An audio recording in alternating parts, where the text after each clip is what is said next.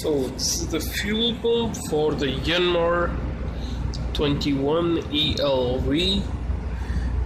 Let me show some passages. Here you will see O-ring will fit, and this is the barrel, this is the body, this is the delivery,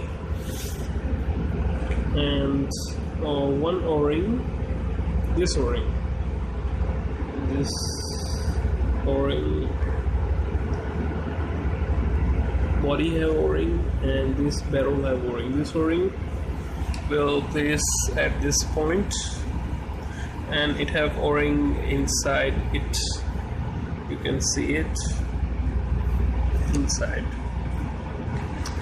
That's O-ring fit here in the dead space, the groove of this space, and this hole aligned to here, this groove.